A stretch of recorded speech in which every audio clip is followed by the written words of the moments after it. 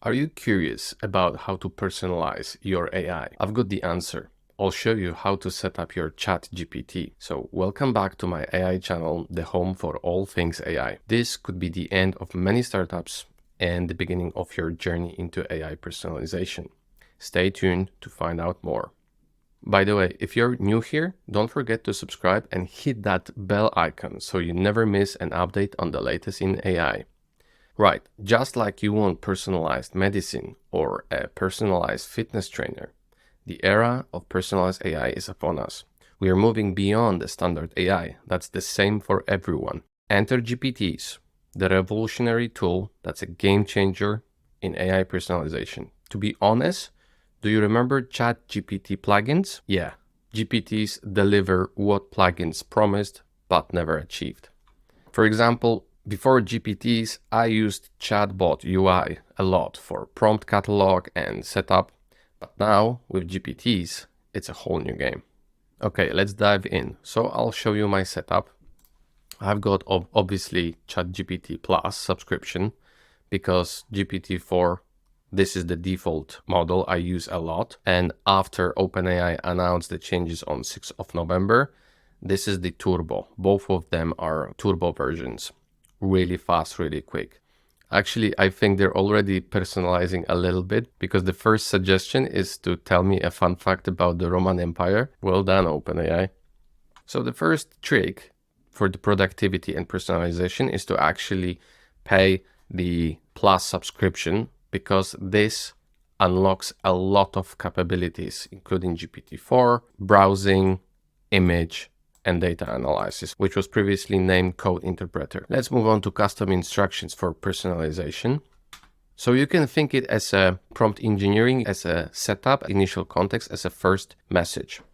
So normally, if you want to personalize your responses in prompt engineering, in the first message, you put the context. So here are custom instructions where you provide who you are and how you want to ChatGPT to respond.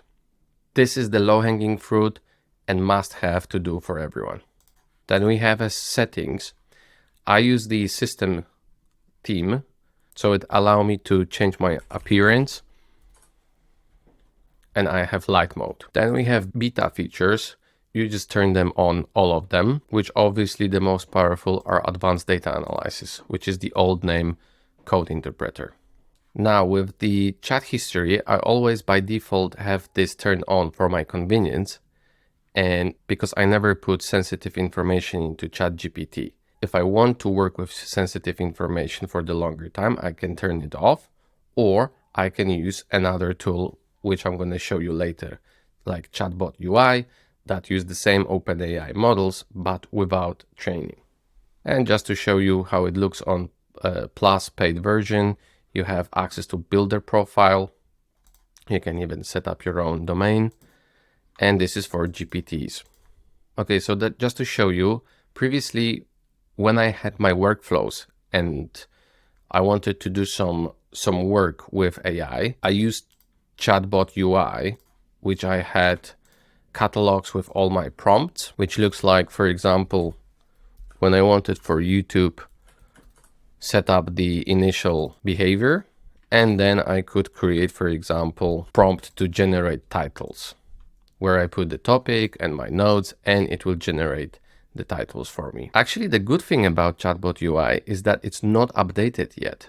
So it's still got only those two models, including the old school large GPT-4 model, which is not the turbo version. It costs 3 times more than turbo, and it's slower, but it's more intelligent in some cases if you still want to use it, so it's still available. Because in this tool, you provide your own key. Speaking of which, I used OpenAI keys a lot for different applications because I didn't want it to use ChatGPT and worried that my conversation and my data are going to be used for training. So using their API, you would be sure that OpenAI would never use it for training purposes. And you can see that it's actually quite cheap. Here you can see usage and costs, how much cost using other tools with bringing your own key. What I did with my family and my kids, for example, I didn't want it to pay the ChatGPT Plus subscription for all my kids. So I just gave them the key and I ended up paying much less compared to paying the subscriptions. And they still had access to GPT-4.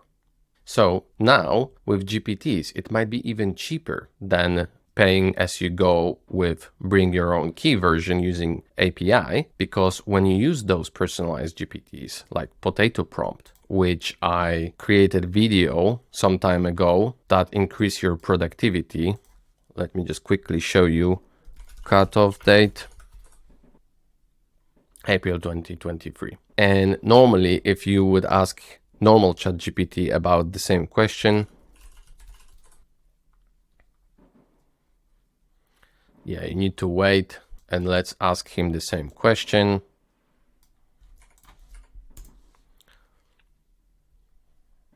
It's very verbose, so you don't want to waste your time. This is a very succinct, straightforward communicator. So I highly recommend to install this GPT. What I'm trying to say is that using those GPTs, it's all included in your monthly subscription payments. So if you're using a lot AI, it might be cheaper. Right, now I want to show you that I agree with Rowan that he's saying that what OpenAI announced on 6th of November, it will create millionaires. So basically each of those, actually, when you go to explore them,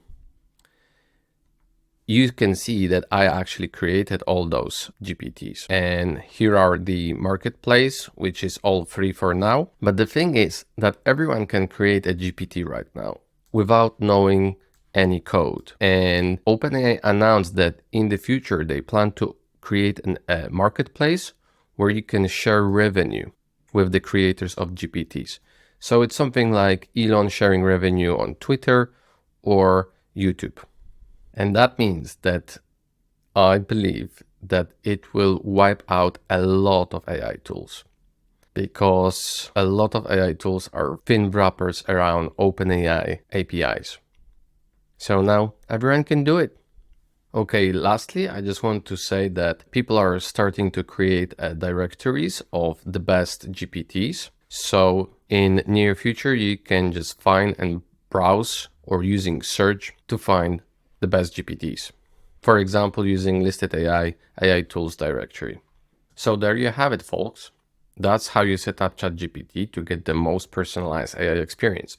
If you found this video helpful, do give it a thumbs up and share it with anyone who might benefit. Before you go, remember to like, comment, and subscribe for more awesome AI content. And if you have any questions or topics you'd like me to cover, do let me know in the comments below. Thanks for watching, and until next time, stay ahead of the curve.